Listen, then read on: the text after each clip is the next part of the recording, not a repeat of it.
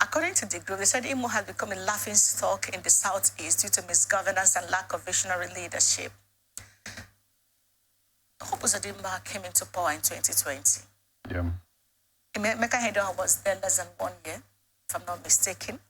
There were other governors. There's been a Hakim, there was Rocha, Sokorocha, and I think one on one. There are several of them that have passed through Imo State. I understand their angst, but why make it look like Hope Uzodimma is the one that destroyed Imo State since creation? No, Nigeria will always play their politics the way they do it. And the masses also are actually yearning for good governance. Yeah.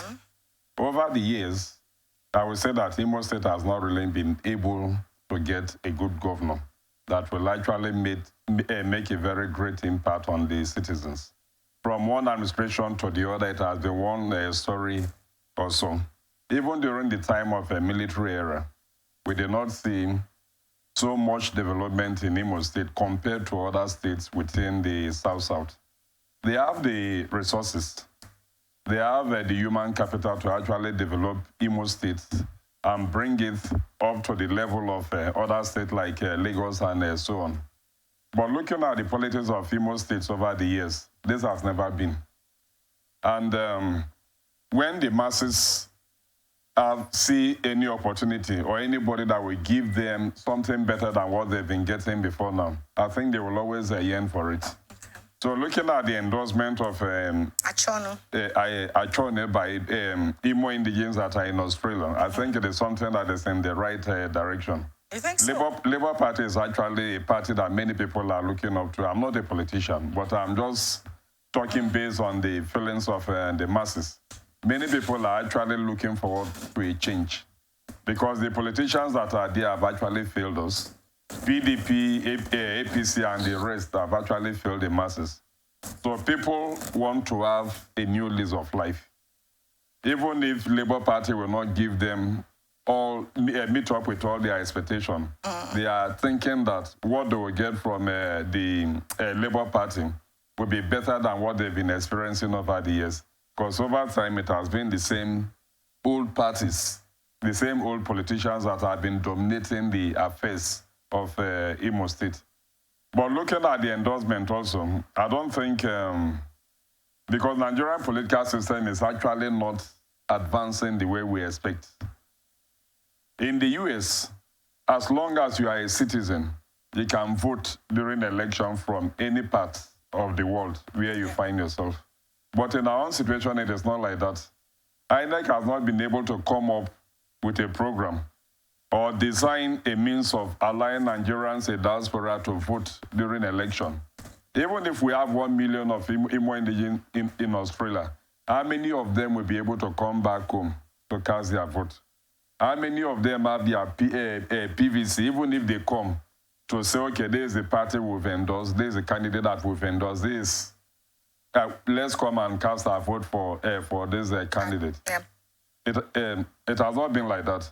And I don't see it happening. I don't even see INEC coming up with plans to enable Nigerians in diaspora to vote. We have millions of Nigerians outside the country.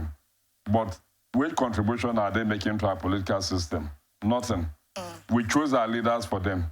We leave our election for those that are actually not enlightened. Those are the grassroots.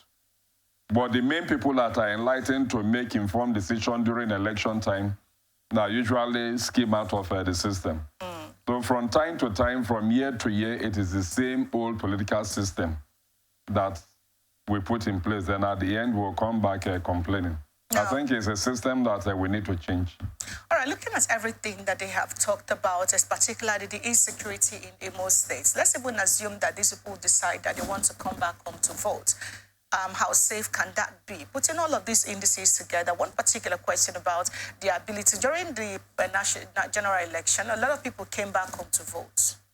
A lot of Nigerians came back to vote. Yeah. But the sad reality of that, taking that trip, what economically, what it cost you, the security-wise, some 1 or 2 persons will not even lost their life by that decision, coming back to Nigeria and all of that. If you put all of this side by side, and then let's even be realistically, with these particular Australians Imos in Australia endorsing Achonu, what impact is it going to make? That is, even if they decide to look at every factor and say want to come back home to vote, will their votes count?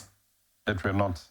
It will not count. So with endorsements then, what is it really going to do? They can only tell their relatives back home here to support the candidate that they are endorsing. That's the best that they can do for now. No, but you see, the endorsing, Obi was in Imo State, yeah, up to 24 hours thereabouts ago, you know, giving also the man the red card to say a quick notice, so to say. Yeah.